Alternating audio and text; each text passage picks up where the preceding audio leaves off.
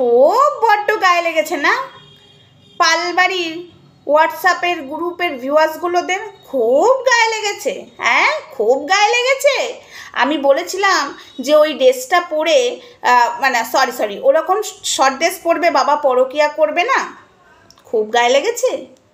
এই কথাটা কি আমি পালবাড়ির লোককে বলেছিলাম?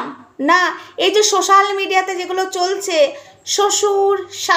শ্বশুর বৌমার পরকিয়া, ছেলে মায়ের পরকিয়া, বাবা মেয়ের পরকিয়া, জামাই শাশুড়ির পরকিয়া করে যেসব থাম্বনেলে টাইটেলে দিয়ে ভিউজ কামাচ্ছে ভয়েস শুনিয়ে আমি সেগুলোকে বলেছিলাম।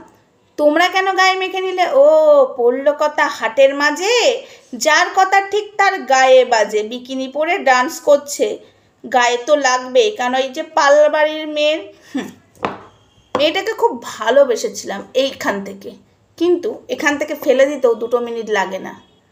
একটা ভদ্র সমাজের মেয়ে এরকম ড্রেস পরে নাচতে পারে? বাই দ্য ওয়ে, আমি সেদিন একে নিয়ে ভিডিও করিনি, ঠিক আছে? না জেনে শুনে কমেন্ট বক্সে এসে চুলকাতে আসবে না। হাই ফ্রেন্ডস, সোমা ওয়ার্ল্ডে তোমাদেরকে অনেক অনেক স্বাগত আর অনেক অনেক ভালোবাসা। চলে এসেছি আবারও আর একটা ভিডিও নিয়ে। একজনের তো হেভি জ্বলছে, ভেবেছিল পূর্বাশাকে ঠকিয়ে ও নিজেকে বিশাল কিছু মনে করে নিয়েছে, আর ভেবেছিল পূর্বাশার পাশে কেউ দাঁড়াবে না। ভুল ভেবেছিলিস পালবাড়ির কুত্তা। পালবাড়ির কুত্তা, তোর পেছনে লাগতে না, তোকে ঝাঁটা পিটা করতে আমার হেভি লাগে। কেন বলতো? তুই হলো আমার চরম শত্রু। যেমন পাঠাকে না পারবো কোনোদিন ক্ষমা করতে, না তোকে পারবো। তোকে সুযোগ পেলে ঝাঁটা পিটা করবে। এই যে সুযোগ পেয়েছি, যার মা হরিভক্ত তার ছেলে বিকিনি পরা মেয়েদেরকে দেখলেই জিভ লক লক করে, বান্টু টক টক টক টক করে, তাই না? আবার সেই মেয়েকেই অপমান করে। পালবাড়ির মেয়েকে কম অপমান তো করিসনি। আবার পালবাড়ির মেয়ের হাতটা ধরতে তোর লজ্জাও লাগে না? সত্যি রে, তোর মেরুদণ্ড একদম বেকা। পুরুষ হওয়ার তোর যোগ্যতা নেই। তোর বাপ মায়ের কলঙ্ক তুই। কলঙ্ক কি কলঙ্কই বলে তো ছেলেদেরকে, কি যেন বলে, লিখে দাও তো কমেন্ট বক্সে। তুই হলো সেটা, বুঝেছিস? খুব খারাপ লেগেছে না?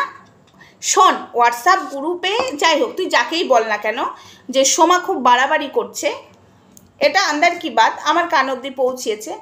তোদের যদি ভিউয়ার্স থাকে, আমারও ভিউয়ার্স আছে। তোরা যাদেরকে কাছের ভিউয়ার্স ভাবিস, তারাও হয়তো আমার কেউ একটা কাছের 2-3টে হতে পারে। বিশ্বাস কর, আমাকেও খুব ভালোবাসে। তুই আমাকে দিতে বসবি, আমি কত বাড়ি দেখতে চাইছিস? দিতে বস না, চাপকে সোজা করে দেবো। সোমা ধরিত্রীকে দিতে বসবি তুই, কানটা ধরে উল্টো দিকে কেলাবো, বুঝেছিস? মাথাটা নিচের দিকে ঝুলিয়ে দেবো, দিয়ে উল্টো দিকে কেলাবো তোকে। জানোয়ার ছেলে কোথাকার। আমি পূর্বাশার পাশে দাঁড়াবো কি না দাঁড়াবো আমার ব্যক্তিগত ব্যাপার। আর ভিউয়ার্সদেরকে বলছি, যারা কমেন্ট করছো তাদেরকে বলছি, সেটা পুরোটাই আমার ব্যক্তিগত ব্যাপার। নাকটা বেশি গলাতে এসো না, নাক গলালে না নাকটা কেটে দেবো, ঠিক আছে? নাকটা পুরো কেটে দেবো, সুরপনাকা লাগবে। এই বেজন্মার ছেলেকে কি বলবো? ভদ্র ছেলে বলবো? এই কুত্তাকে, পালবাড়ির কুত্তাকে ভদ্র ছেলে বলবো? আমি পালবাড়ির একটা ভিডিও দেখলাম, দেখি না, নট ইন্টারেস্ট করে দিয়েছিলাম, কিন্তু ওই বিকিনি পরা ভিডিওগুলো চলে আসতো ওই পালবাড়ির মেয়ে। তো আজকে দেখলাম একটা পালবাড়ির মেয়ের ভিডিও এলো, একদম হোয়াইট কালারের একটা বিকিনি পরে বিস্কুটের কুত্তার সাথে এমনি করে, পুরো মাম্মাম দুটো একদম ঘষাঘষি করছিল বিস্কুটের সাথে। সেবেলায় দোষ নেই।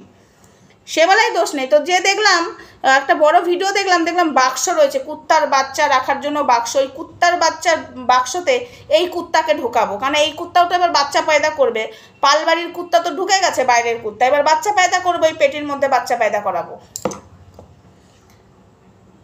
আর পালবাড়িকেও বলে হারি ভাই, যেই ছেলেকে বদনাম করে, চোর বলে, প্যান চুরি করে নিয়ে গেছে, গেঞ্জি চুরি করে নিয়ে গেছে, টাকা চুরি করে নিয়ে গেছে, পালবাড়ির মেয়ের ঘড়ি চুরি করে নিয়ে গেছে, আবার সেই চোরকেই বাড়িতে ডাকে, বলে জিভ লক করে লেগ পিস খাওয়ার জন্য, তারপরে ইলিশ মাছ খাওয়ার জন্য। লক্ষ্মী পুজোতে ইলিশ মাছ খেতে চাইছে, জানো বাবা? সেই কুত্তাকেই আবার বাড়িতে ঢোকায়।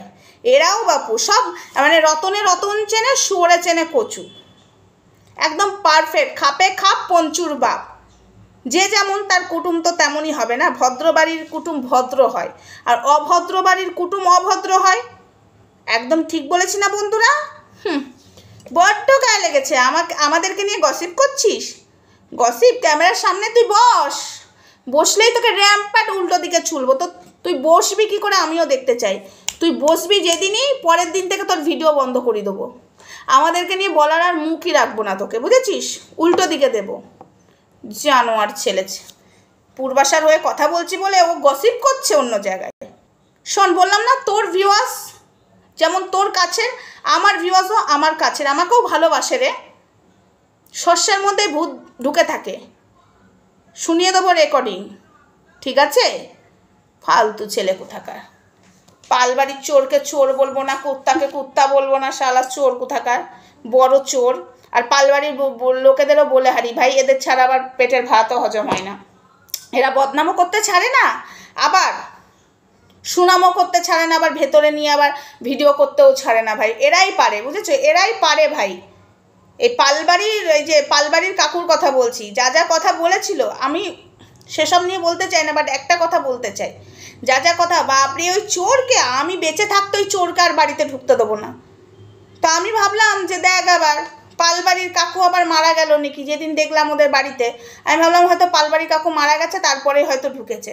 তারপর দেখছি না, পালবাড়ির কাকুও আছে আর এও চোরও ঢুকেছে। কথার তো দাম রইল না কাকু, কথার দাম থাকা দরকার। আর শোন, বিকিনি পরা মেয়ে, তোকে বলছি, তোকে এইখান থেকে ভালোবেসেছিলাম, ঠিক আছে?